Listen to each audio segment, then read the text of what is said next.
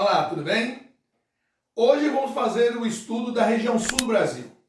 É uma região formada por 3 estados: Paraná, Santa Catarina e Rio Grande do Sul. É a menor região do Brasil.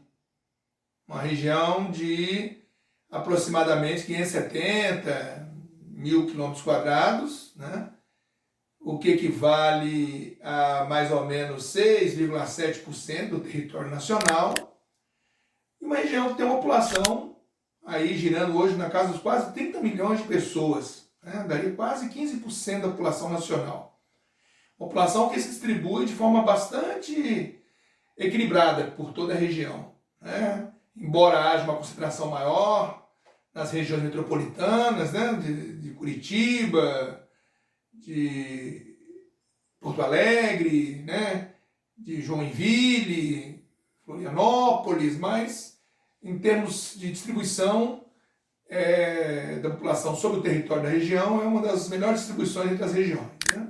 A região sul é uma região que guarda uma série de dados socioeconômicos, né, bastante interessantes, né? Por exemplo, o IDH, né, regional é o melhor do país, né? Se você pegar cada uma das regiões, fizer uma média dos IDHs, né, dos estados, né, e obtiver o IDH regional, a região sul tem o melhor IDH entre as regiões. A taxa de analfabetismo também é menor. Então, assim, é uma região que guarda condições socioeconômicas bastante interessantes quando comparado com as outras regiões do país, né? Tem uma elevada taxa de urbanização e é uma região essencialmente branca, né? Se autodeclara branca em sua grande maioria, sendo que o estado com maior percentual branco autodeclarado é Santa Catarina, né? É o maior do país, inclusive, né? Outra questão que podemos citar em relação à região sul é o nível de renda, né? Que é também considerado uma renda média, uma das mais altas entre as regiões do país, né? É uma região industrializada, inclusive naquela classificação dos 4 Brasis do Milton Santos, a famosa região concentrada envolve o Sudeste e o Sul, né? Justamente pela cumplicidade que o Sul tem com o Sudeste no âmbito da industrialização e da urbanização, né? São 2 regiões que se desenvolveram bastante. O Sul, obviamente, como uma região complementar a Sudeste, a princípio, né? Mas na medida que vai ter a descentralização da indústria lá do Sudeste, a partir dos anos 70, principalmente, o Sul é uma das áreas que mais vai progredir, né? Como resultado dessa desconcentração, né? E tem toda uma tradição histórica também industrial do Sul, né? Ligada aos imigrantes, principalmente aos alemães, italianos, principalmente esses 2 grupos, mas também eslavos. Então há toda uma tradição da pequena indústria, pequena fábrica, né, que deu origem a grandes complexos industriais, principalmente a partir dos anos 30, que passaram a evoluir bastante, no entre guerras e dos anos 30 em diante, a partir da crise de 29, né, na década de 30 no Brasil, era Vargas, e esses formaram-se importantes complexos industriais naquela região ali. Então essa é uma característica também da região sul, a importância que o setor industrial tem para a área. Uma outra questão também que se relaciona com a região sul é o setor agropecuário, uma região muito forte nesse setor, inclusive tem uma tradição longa também, né? Foi uma região povoada por colonos, oriundos da Europa, né? Imigrantes europeus, houve um estímulo à ocupação daquela região, e eles trouxeram um modelo da pequena, da média propriedade, do colonato, né? Da agricultura familiar, né? Então tem todas essas origens, essas raízes, né? E, então foi uma região que se estruturou historicamente sobre a agropecuária, né? E que hoje ganhou proporções muito maiores de agronegócio, complexos agroindustriais, né? É uma área muito forte nesse setor, né, do agronegócio. Vamos poder falar mais detalhadamente daqui a pouco. Ok? Então, assim, a região sul é uma área que tem uma série de características, né, demográficas, socioeconômicas, que dão destaque a ela, né? Vamos falar um pouquinho sobre os aspectos naturais da região e depois a gente vai falar um pouquinho sobre os aspectos socioeconômicos, ok? Bom, região sul é uma região localizada, como o nome já propõe, né, na porção meridional do Brasil, né? Faz fronteira ali com 3 países, né, que é o Uruguai, Argentina e Paraguai. Tem uma estrutura geológica que envolve tanto terrenos sedimentares, né, planalto sedimentar, como terrenos cristalinos, né? Existem planaltos cristalinos lá.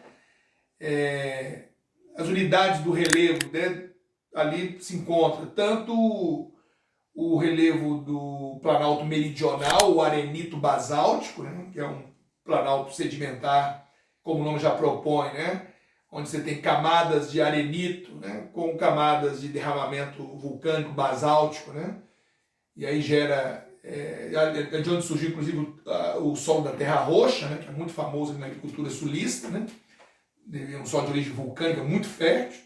Temos os planaltos e serras do leste e sudeste, né, que envolveria a parte do planalto cristalino da região, né, que deriva de um maciço que vem lá do sudeste e entra pelo sul. Né. Entre esses 2 planaltos, o sedimentar e o cristalino, nós teríamos uma depressão, né, a famosa depressão periférica, né, que vai do Paraná até o Rio Grande do Sul. E temos a área de planície, né, tanto planície litorânea, como temos também a região lá dos Pampas Gaúcho, né, Campanha Gaúcha, onde temos ali parte da planície platina, né, que é uma planície que vai o Uruguai, o Paraguai, a Argentina, nenhum pedaço dela estaria ali no Rio Grande do Sul, na região dos Pampas, né. O Jurandir Rossi tem uma classificação que a gente mais detalhada do relevo brasileiro, fala em planalto sedimentar da bacia do Paraná, né? E fala das depressões, né, rio-grandense e periférica, né? Fala do planalto sul-rio-grandense, né? E tem um pequeno trecho ali de planície e tabuleiros litorâneos, né? Então, essa seria a estrutura geológica, mas o relevo da região sul envolveria essas unidades, né, e esse tipo de estrutura, né? E daí também uma área rica em carvão mineral, né? Como é uma área que tem bacia sedimentar, e uma área no extremo sul do país, né? Foi uma área que teve o alcance das glaciações, né? Período em que o gelo avançou para além da área polar e findou alcançando ali aquela região, produzindo depósitos carboníferos, né, através de soterramento de florestas no passado. Né? Então ali estão a nossa maior bacia carbonífera, com destaque para reservas de carvão mineral no Rio Grande do Sul e para produção em Santa Catarina, né? Que é a maior produção nacional. Né? Então, em termos de relevo, estrutura geológica, seria isso. Né? Outra questão relacionada aos aspectos físicos é a questão climatológica. Ali, a região sul do Brasil é a região que está, boa parte dela, ao sul do trópico, né, do trópico de Capricórnio, e, portanto, fora da zona tropical, onde temos o nosso clima mesotérmico, que a gente chama, né, que é o clima subtropical, né, dominando praticamente toda a região sul, com exceção do norte do Paraná, né, porque o trópico corta o Paraná e tem um pedaço do norte do Paraná que fica na zona tropical. Né? Então, nessa zona ao norte aparece o clima tropical. Mas no restante da região, praticamente todo o estado do Paraná, toda Santa Catarina e todo o Rio Grande do Sul, já seria clima subtropical. É um clima, como eu falei, mesotérmico, não megatérmico. Né? E ele é marcado pelas 4 estações bem definidas, no Brasil todo é onde elas estão melhor definidas. Né? Chuvas bem distribuídas ao longo das 4 estações, né? Então chove com uma certa regularidade, né? E onde nós temos a nossa maior amplitude térmica, né? Porque você lá tem a maior divergência, diferença entre a máxima do verão e a mínima do inverno, né? Além da latitude, né? Quer dizer, a região que está mais distante do Equador, é a região sul do Brasil, combina-se também com a altitude, né? Nas regiões planálticas, né? Esses planaltos do interior do Paraná, de Santa Catarina, do próprio Rio Grande do Sul, né? no alto, ou regiões serranas, são as bordas desses planaltos, né? Serra Geral, né? Pedacinho da Serra do Mar, Serra de Paranapiacaba, no Paraná, né? Então, Serra Gaúcha, né? Então, nessas regiões, bordas de planalto, a gente chama de serras, né? Ou topos desses planaltos, né? Você encontra onde você tem as menores temperaturas nos invernos. As menores temperaturas do país, né? Como São Joaquim, Urupema, né? Santa Catarina, né? Onde a gente alcança as menores temperaturas do país, né? Ocasionando, inclusive, episódios de neve e geadas, né? Nessa região, que, inclusive, tem um impacto grande na agricultura, principalmente, né? Então, essa é a climatologia que domina aquela região, né? O clima subtropical, né? Em termos de hidrografia, essa é uma região banhada pela Bacia Platina, por dois importantes afluentes dessa bacia, né? Formadores dessa bacia, que é o rio Paraná, que é um rio que vem separando ali o sudeste do centro-oeste, depois o sul do centro-oeste e o sul dos países vizinhos, né? O famoso rio Paraná, e o rio Uruguai, que é um rio que nasce entre Santa Catarina e Rio Grande do Sul, da junção dos rios Canoas e Pelotas, né? Que se unem, formam o rio Uruguai, e esse rio Uruguai corre para o interior do continente sul-americano, né? Isso é uma característica interessante da hidrografia da região sul. Os rios nascem nos planaltos, que estão no centro, leste da região sul, e esses rios têm uma drenagem inicialmente endorreica, quer dizer, caminham para dentro do continente, né? Para desaguar nesses dois principais rios da Bacia Platina, o Paraná e o Uruguai, né? Então, boa parte da hidrografia do sul tem esse sentido, né? Sai ali da borda leste da região para o interior da região, para cair dentro da calha da Bacia Platina, né? E, inclusive, esse é um outro aspecto interessante daquela região. Ela tem quando ela tem planalto dominando todo o interior da região, com rios descendo desse planalto, né, para o interior do continente, é uma região também que tem um bom potencial hidroelétrico, né? Inclusive, é lá que está Itaipu, no rio Paraná, né, ali entre o Paraná e o Paraguai, né? O rio Paraná passa por ali, ele é represado, né, e forma uma das maiores hidrelétricas do mundo, né? Então tem um grande potencial ali hidrelétrico naquela região. Também, embora sejam rios planálticos, há trechos navegáveis, né? A bacia ali do Paraná, Tietê, né? Tem uma utilidade boa no transporte fluvial na região, ok? E outra questão é a questão da cobertura vegetal, da vegetação, né? A região sul, ela tem um pouco de Mata Atlântica, né? Nessa região litorânea, o famoso domínio dos mares de morros, né? Que é muito, muito presente no sudeste, litoral nordestino, mas ele entra também pelo litoral sul, né? Que é a Mata Atlântica, floresta tropical, latifoliada, úmida de encosta, né? Heterogênea, com grande biodiversidade, né? E bastante devastada já, né? Porque essa zona litorânea se desenvolveu muito, se urbanizou muito, e essa floresta foi alvo de muito desmatamento. Quando eu vou para o interior dos estados, do Paraná, Santa Catarina, até no norte do Rio Grande do Sul, eu encontro essa zona planáltica. Lá eu tenho a mata de araucária. Tem esse nome por causa da principal espécie, que é a araucária angustifolia, né? Que é também chamado pinheiro do Paraná, que é quem domina. Aí já estamos falando de uma floresta mais homogênea, com árvores que têm folhas estreitas, que a gente chama de aciculifoliadas, né? Que é um tipo de folha mais estreita, que diminui mais a zona de transpiração da planta, né? Madeira mole, né? Porque o tipo de madeira dessa floresta não é a madeira de lei comum na floresta tropical, né?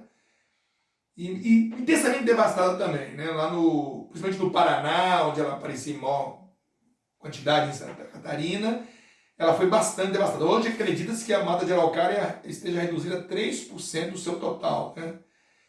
Então ela já foi uma mata intensamente devastada, principalmente pelo avanço da indústria madeireira e também da agropecuária, né? Então foi tomando lugar dessa floresta, né?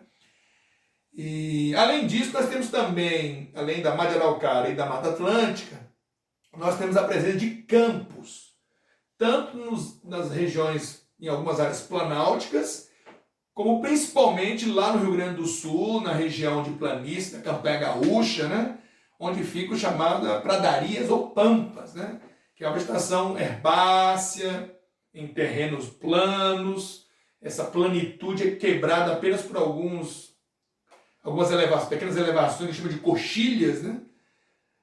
Mas o que domina mesmo é essa vegetação herbácea, que se tornou um verdadeiro pasto natural, né? Inclusive, é de grande valor lá naquela região a pecuária extensiva bovina, né? Por exemplo, nesses pastos naturais, né?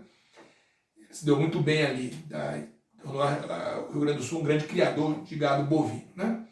Mas em termos de vegetação, é isso, né? Você tem uma prioridade territorial, tinha uma prioridade territorial da Mata de Araucária, os pampas. É claro que tem vegetação litorânea, mangues, restingas, né?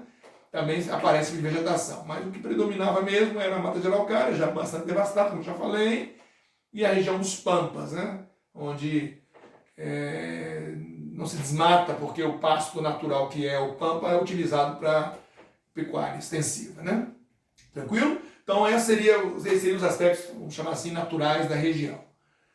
Em relação aos aspectos humanos, a região sul é uma área, como eu já disse, que tem uma população aproximadamente 30 milhões de habitantes, majoritariamente branca, né? Aquela região, pessoal, foi uma região colonizada, com um modelo mais ligado ao modelo de povoamento, né? Quer dizer, foi uma área que a princípio não havia grandes interesses comerciais por conta dos colonizadores, né?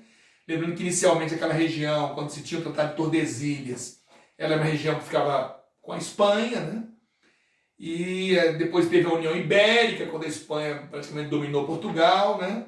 E depois os portugueses começaram a fazer incursões naquela região, onde tiveram as chamadas reduções ou missões jesuíticas, né?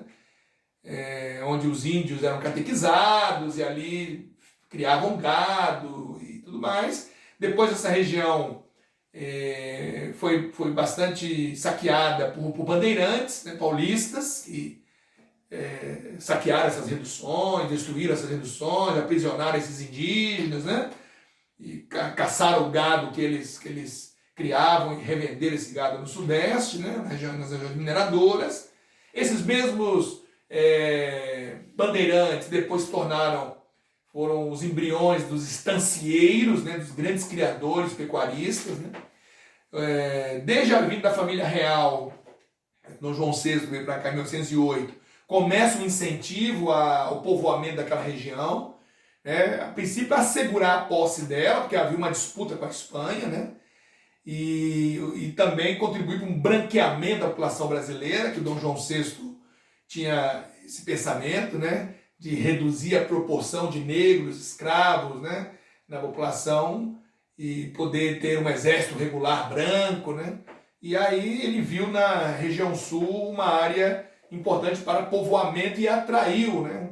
Inicialmente açorianos, né? Que ocuparam o litoral de Porto Alegre, Santa Catarina, e mais tarde, isso principalmente no século XIX, né? Portugueses, né? Claro, e mais tarde a vinda dos alemães e dos italianos, né? Que compuseram um grupo importante, tanto no Rio Grande do Sul, Santa Catarina, como no Paraná, né? E também eslavos, povos poloneses, ucranianos, bielorrussos, russos, né? Principalmente no Paraná, né? Japoneses também, mais tarde, né? Também no Paraná, principalmente, se tornaram grupos importantes na ocupação daquela região, né? Então, ela tem uma tradição muito forte ligada à agricultura familiar, de média e pequena propriedade, de povoamento, né? Então isso tudo construiu uma estrutura mais equilibrada, tanto na distribuição da terra como na distribuição da renda, né? E com um bom nível de socioeconômico, né? Os dados socioeconômicos da região sul costumam estar acima da média das outras regiões, né?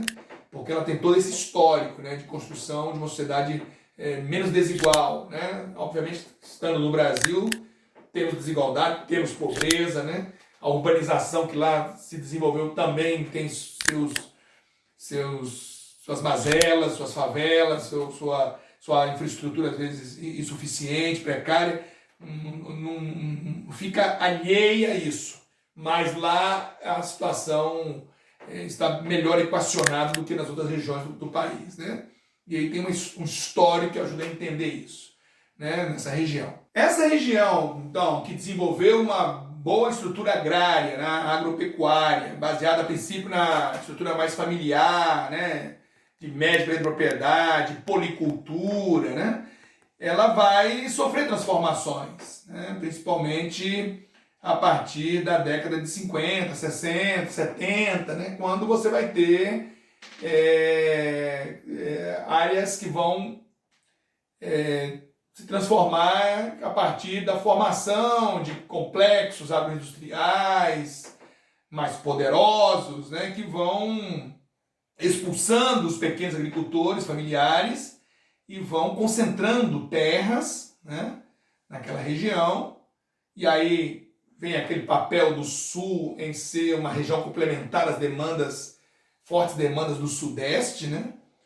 Por exemplo, na indústria alimentar, na indústria de bebidas, na indústria calçadista, na indústria têxtil, né? O Sul tem uma tradição de ter muitas indústrias associadas às matérias-primas que ela mesma produz, né? Então ela é uma região forte na agricultura, na pecuária, e aí ela alimenta toda uma agroindústria que se fixou naquela região, poderosos frigoríficos, né?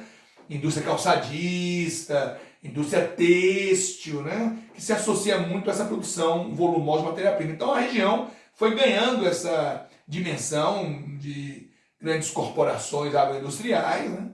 E aí isso leva a uma mais forte concentração de terras, né?